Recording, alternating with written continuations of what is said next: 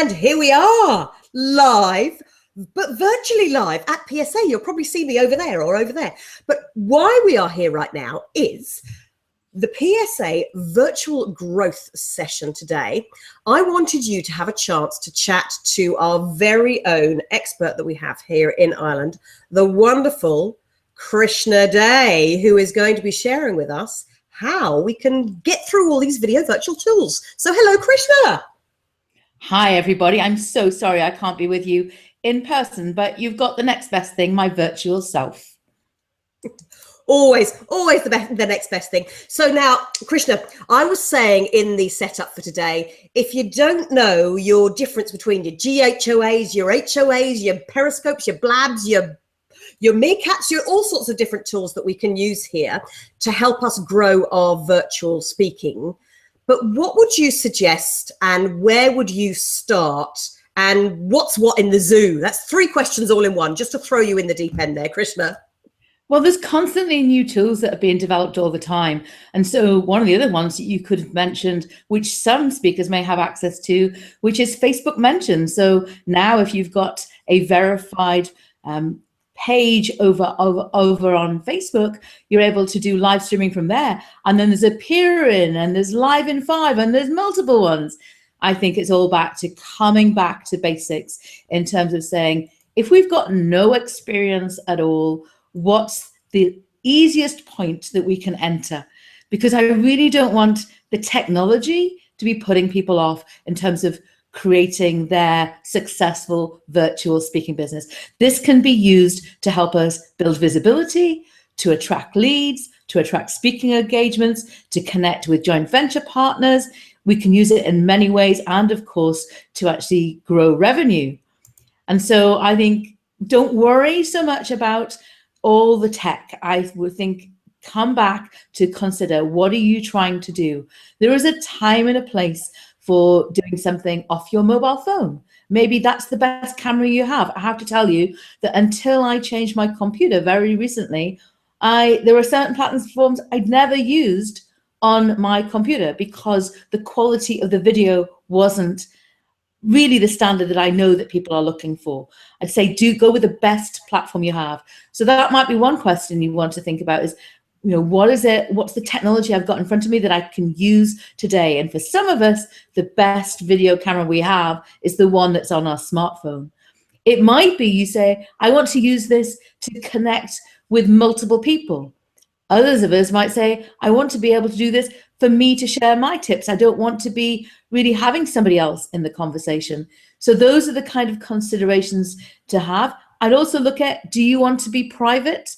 Does this want to be something that you want to do with just a client? Is this something you want to do for a closed group to give you some feedback as a speaker? Or do you want this to be something that you want the whole world to be able to access no matter where they are? Do you want everybody to access it for free? Or do you want to actually have this where people have to give you an email address to get access to it, or perhaps they have to pay for you? So those are some of the questions I'd start to think about. Is back to anything we do in communications and marketing. What are you trying to do? What's your objective? And then start to look at what's the right platform. Because many of the tools that we have now, we can do things like embed content back on our website. So it doesn't have to be to connect with certain people, they have to be on the platform, because that could be a limitation for us. So lots of thoughts for you there. Let me pause for a moment. What are your thoughts? Loads and loads and loads of information that's come in there, Krishna, it's phenomenal information that you've given us. One of the things that I know that everybody was talking, well, two things that everybody was talking about at PSA Mega recently, lots of people were periscoping, which is where you can have you chatting to the camera. And I've seen lots of your amazing broadcasts that you've done. But then the other was a communication where you can have a two-way or a four-way communication called Blab. Can you tell us, first of all, your thoughts on how either of those video tools or video systems might be best as a speaker to use? And secondly, then, because we're going to do a live Blab at 12:30, how we actually do it and go about doing it. Okay, so great. You've pointed out two new platforms that have come to us this year. So Periscope was actually released back at the end of March of 2015. and it's got really great adoption because it's also owned by Twitter, and it works only on mobile. So this is where, if you have an Android or you have an iOS device, you could be using this to live stream from where you are. You can do so with vertical content, and you can also do so with horizontal content.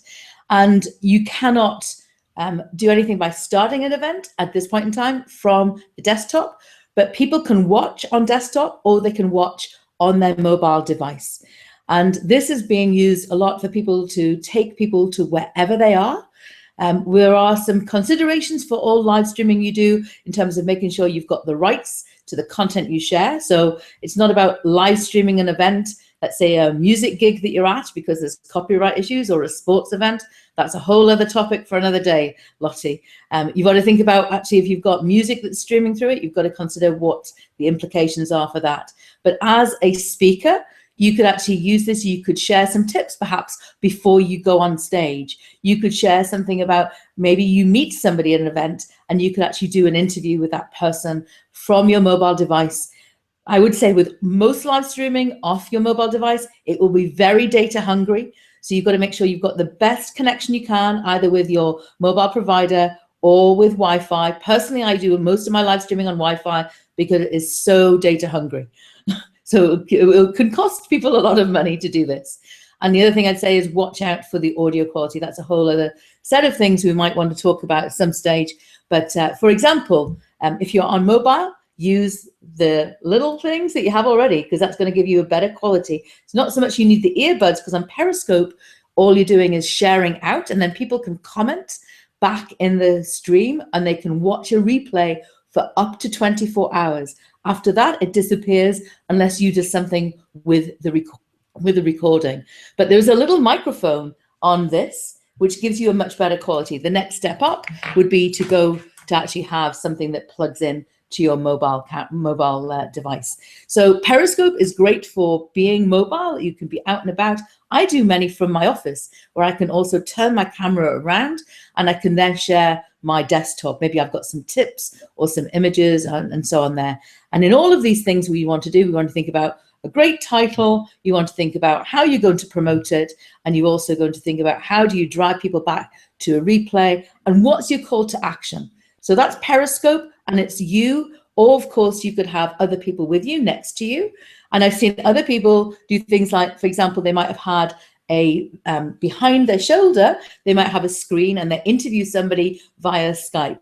But Periscope was not built for multiple interviews. It was built because the inventors of it, when that product was then purchased by Twitter and then was launched to the world, it was all about popping up and being able to see, that's the name Periscope, popping up and allowing people to experience where we are at any one place around the world at any time.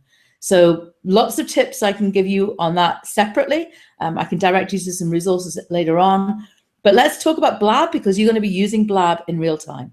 Yeah. So Blab allows us to, again, for free, and this works off desktop and mobile. So we're seeing Blab being used a lot more around people being stationary in a location, let's say in their office, although it can be used from mobile. And I have to tell you, for the best part of my time on Blab, I've been using it with my mobile device. So if I go into, you asked a question about how people can be able to find it. So you go to blab.im, and that's where you'll find it on the browser. And that will work on any browser, and you don't have to be on Blab to watch content. So that's one of the key differences between Blab and Periscope. Periscope, you can have private broadcasts just to a limited amount of people. On Blab, whatever you share is out in the world. Anybody can come in and watch it. So if you're looking on your mobile device, it looks like that. It's a little icon. And so it's only available at the minute on iOS. So what happens is you're going to join, and you'll join via a Twitter account. So that's one thing to be aware of. I have multiple Blab accounts because I do some things in my own name, and I do some things in a partnership with somebody else. So we have multiple Blab accounts that we join in and out of. So on both of the apps, you're going to be able to follow people that you're interested in, and they can follow you.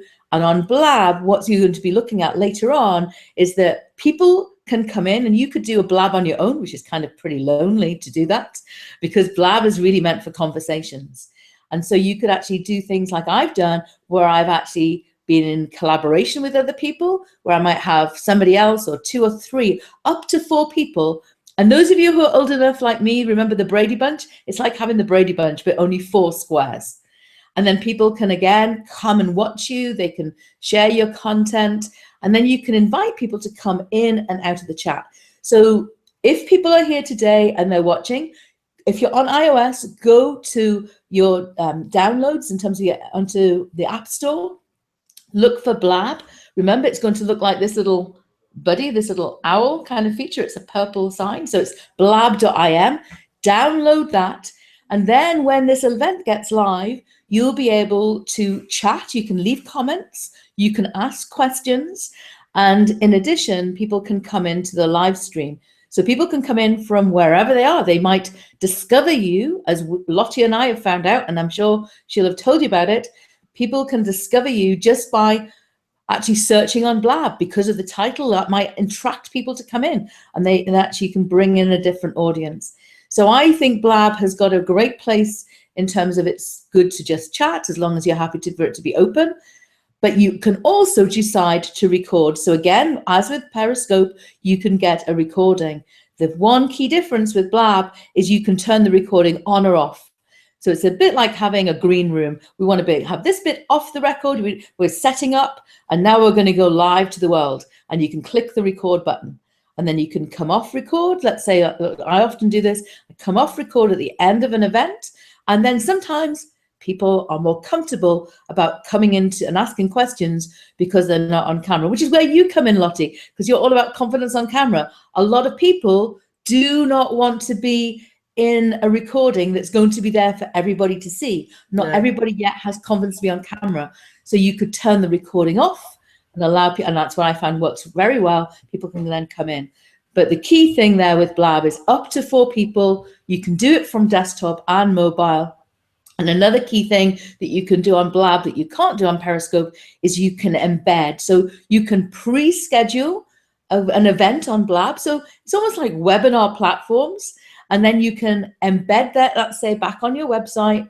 And so if I were you, Lottie, and I was doing a Blab and I was talking about some tips about putting together your plan for your first videos on camera, and you're going to have a great title for that, you could schedule that for a week's time. You could take the code, you could put it back on the website, and guess what Lottie could do? She could have a button there that says buy the book, which directs you to Amazon to buy the book. She could have a little button there that says, you know, book a 1-to-1 free consultation with me, 15-minute free consult. She could have a button to direct that. And of course, if you're ready to take it to the next step, come to Lottie for her 1-hour intensive education session. And you could have a button there. So it allows you really to integrate it in terms of what you're trying to do about awareness, but also lead generation, and of course, the revenue. You could do the same in Periscope in terms of you could have a call to action, but you can't at this point in time embed a Periscope. In fact, you can't schedule it in advance. You actually go live. You can tell people, I'm going to be live at 12 o'clock, but you can't actually schedule it with a link to direct people to, and you can't embed the event beforehand. So I'm so disappointed I can't be with you there today. But if people do want to come back later to get some Blab advice, I've got some resources that we can tell people about how to get them later. Yeah, and actually Krishna's, the Blab resources are fantastic. I'm going to be sharing those with everybody in just a minute over there somewhere. But the other thing, Krishna, just the last thing before we wrap up with our chat, a virtual chat here.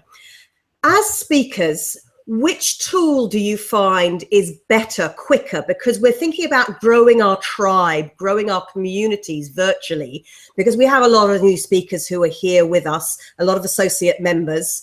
Which one do you think is going to be the one that's going to be the hottest one to help people grow their community online as a speaker specifically? I think the easiest one for us to get started with is probably Periscope, because on Blab, you have no control about who comes into the event, and you've therefore got to moderate.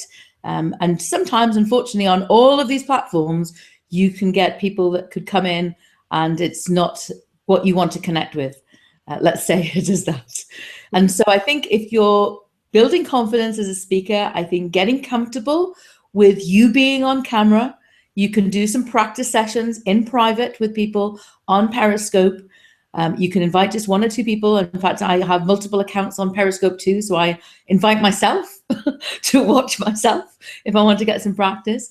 And it also has got a much bigger community at the moment, because it's been around a little longer, but of course it's got the benefit of Twitter behind it. So I'd say that's probably the simplest one we can do. And most of us have a smart device, and that's being an iOS device or an Android device. You can get started with those, and it's constantly iterating. I do have to say I love Blab, but probably to your question about what's the fastest one, then I'd suggest that you might want to take a look at that. Yeah, because I know when we actually set all of this up we've recorded this in a Google Hangout on air, and Krishna helped me set all of this up here. But I found it was much, much quicker and easier to get going with a Periscope or get going with a Blab. And it takes a little bit more work, I find, with the Google Hangouts on air. So Krishna, just to say thank you so, so much for joining us virtually as you are. You're very welcome. I have to say that if people do want some resources, I've been writing and documenting and creating video content around live streaming for several years now. So there's a page you can go to at krishna.me/PSA, which will direct you to resources about how to learn and get started on Periscope, how to learn and get started on Blab, how to use Google Hangouts on air, and other articles I've written about. So it's just a simple page for people to have easy access to resources to get started. But of course, if you've got any follow-up questions, because I'm not there today, then you can find me on Twitter and you can send me a direct message there. Or of course, you'll find me on most social media platforms. And of course, I do speak to people in real life too. You are a real person too, as we know. Fabulous. Krishna, thank you so, so much. And afterwards, people have got to spot the things in the background that might have been distracting with your lovely blank white wall that have been behind here. But so it's krishna.me/PSA, and people can get all of those downloads there. Yes? Absolutely. Brilliant. Krishna, thank you very, very much for joining us virtually as we learn to grow our business speaking using virtual video tools.